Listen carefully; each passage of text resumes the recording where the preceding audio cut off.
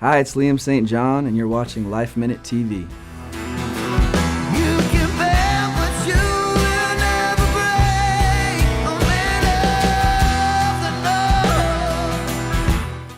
Roots rock breakout Liam St. John's debut album, Man of the North, is a personal project rooted in resilience. After years in dive bars, he broke through on The Voice under Team Stefani. Since then, he's appeared on The Kelly Clarkson Show, made his Grand Ole Opry debut, and landed his song Paul Revere on the NFL's Sunday Spotlight series.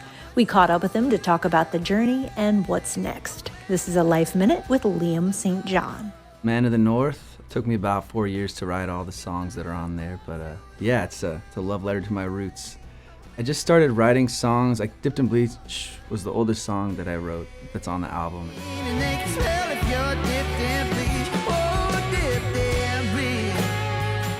It was the first song that I really went there with like vulnerability of like my feelings and some tribulations I went through, and then I just started writing all these songs about where I come from, what I come from, and who I come from, and then I finally wrote Man of the North, and then it all kind of glued together from there. I really tried to make the album feel like a live show, so we actually cut everything live except for like overdubs, all the vocal takes and things, and drums, bass, and guitar all live, so that people wouldn't be surprised when we played the live show. Yeah, I've got like an aux player on tour with me who plays banjo and stuff, so it's a little bit different, but just little tasteful things that I like. I was a little nervous because my first two albums were done independently and they were just me and my guitar and like cut live, so most people knew me from that album and was nervous that how they would receive the full band, but it's just been nothing but great reception and just amazing crowds. Like honestly, some of the best shows I've ever played have been on this tour. We're touring this album and we're doing all these like live sessions. We recorded 5 songs in a cave.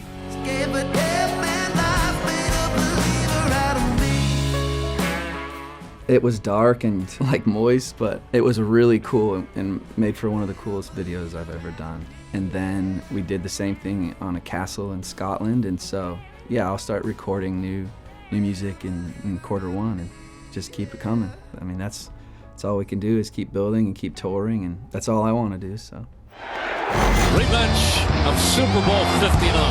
Tough, gritty game.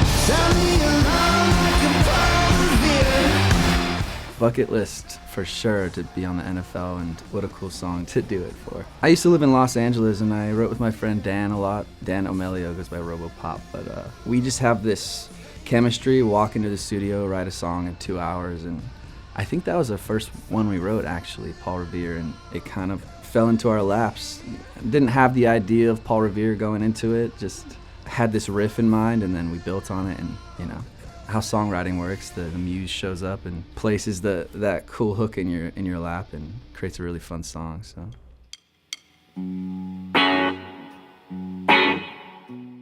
I consider myself like a blues artist at the core, and I've always said that the blues finds those who need it, and I needed that type of music to help me process, being a human, to be honest. Like nothing else was really helping me. But I think at its core, it brings people together from all across the world, and that's why it's so important to speak truth into your lyrics, because you never know how it's gonna reach somebody else going through a similar path. And that's been the coolest part of my career, is like putting out these songs and realizing that I'm not alone, and that there are other people going through things and who need to hear that they're not alone, and I think that's the whole point.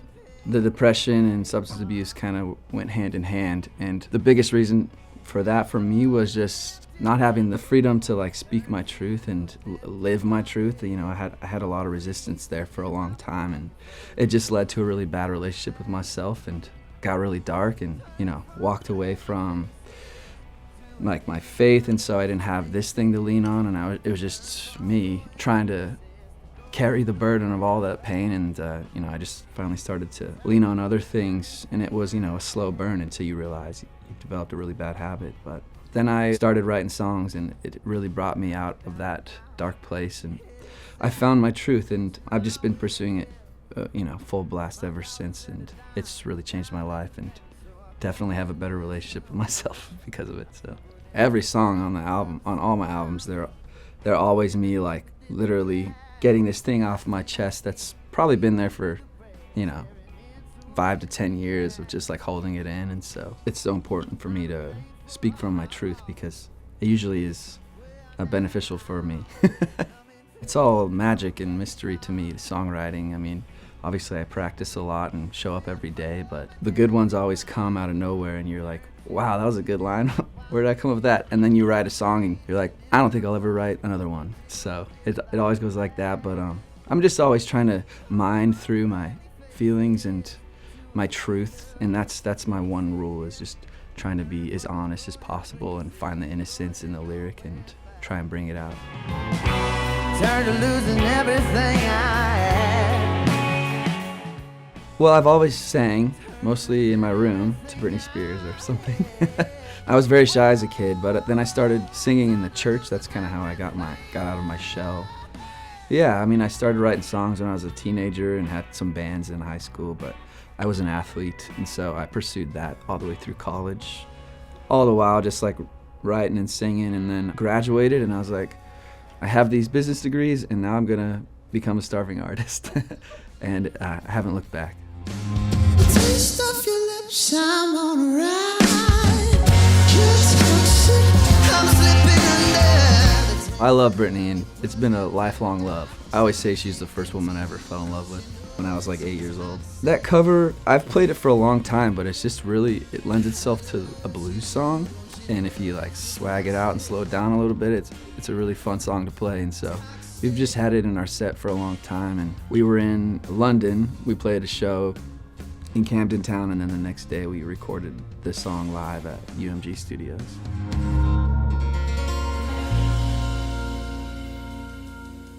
Early on, I listened to a lot of soul music, and so I always say Ray Charles is probably my favorite artist vocally, and just the way he presented himself, just raw and unfiltered. Same with like Etta James. But yeah, I listened to a lot of like, my mom had great taste and spun a lot of good records. Tracy Chapman's one of my favorite songwriters. Huge fan of Lauryn Hill. I listened to her my whole life. And then lots of blues artists like Stevie Ray Vaughan. I really love finding new artists these days. It's really cool to see that people are still being creative and coming up with new ways to write songs. So. Downtown by myself, and there she was. The Voice. I think I started auditioning like right when I graduated because I was like, I gotta make a career out of this. And so, yeah, I spent like 7 years getting rejected. And I'm really grateful for that in retrospect because I just wasn't ready. I hadn't really found my voice, my truth yet. And so I just started building my career from the ground up, just doing dive bars, open mics. And then along that journey, I found my voice. And then one day I auditioned and it was night and day. They cast me right away. And then the pandemic happened. Pushed the show for like 4 months. But yeah, we got to film during the pandemic. So it was an interesting season to be on The Voice, but we were all really, just grateful that we got to work and sing while everything was locked down. So.